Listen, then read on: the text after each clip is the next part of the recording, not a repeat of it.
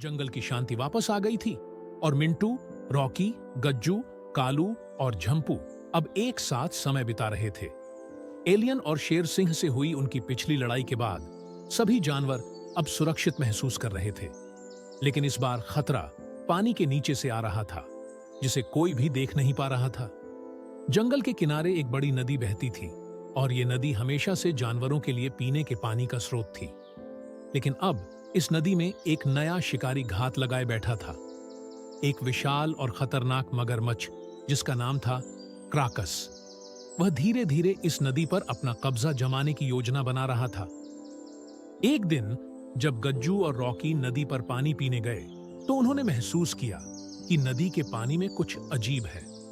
पानी बहुत गंदा हो गया था और उसके पास जाने वाले छोटे जानवर गायब हो रहे थे।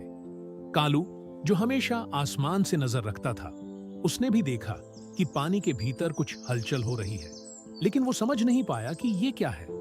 गज्जू, यहाँ कुछ तो गड़बड़ है। मुझे लगता है कि हमें मिंटू को इसके बारे में बताना चाहिए। मिंटू और बाकी दोस्त जब नदी पर गए तो उन्हें एहसास हुआ कि एक बड़ा खतरा उनके सामने आने वाला है। अचानक पानी से एक विशाल मगरमच्छ निकला। उसकी आंखों में भयानक गुस्सा दिख रहा था। मैं हूं क्राकस, इस नदी का नया राजा। अब से यह नदी सिर्फ मेरी है, कोई भी जानवर इसे इस्तेमाल नहीं करेगा। मिंटू ने तुरंत स्थिति की गंभीरता को समझा। मगरमच्छ बेहद ताकतवर था और उसका घर तो पानी ही था, जहां पर किसी का भी सामना करना मुश्किल था। दोस्तों, अगर हमें क्राकस को हराना है तो हमें उसकी ताकत का इस्तेमाल उसी के खिलाफ करना होगा।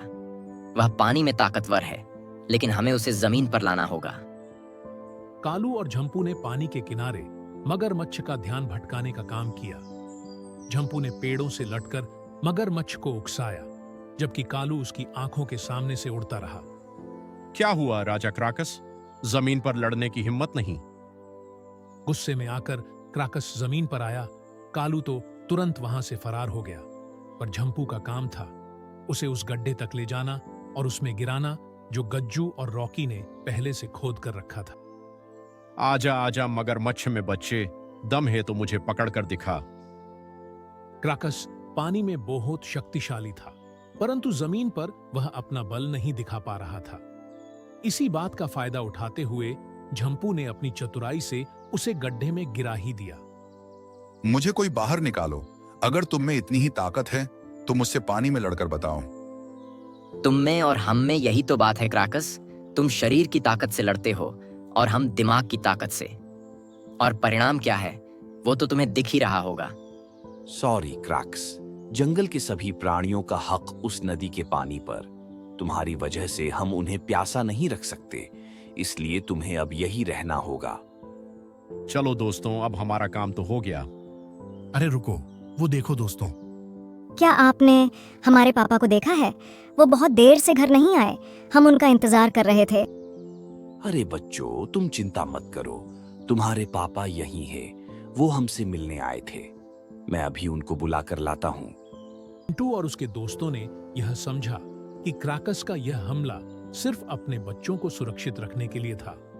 वह केवल अपनी संतानों के लिए लड़ रहा था, ताकि वे इस नदी के पास सुरक्षित रह सके। गज्जू क्राकस को गड्ढे में से निकाल कर लाया। अगर तुम अपने बच्चों की सुरक्षा चाहते हो तो हमें मिलकर इस जंगल को सभी के लिए सुरक्षित बनाना होगा। यह नदी सभी जानवरों की है और अगर हम एक साथ मिलकर काम करें तो कोई भी खतरा तुम्हारे या तुम्हारे बच्चों के लिए नहीं होगा।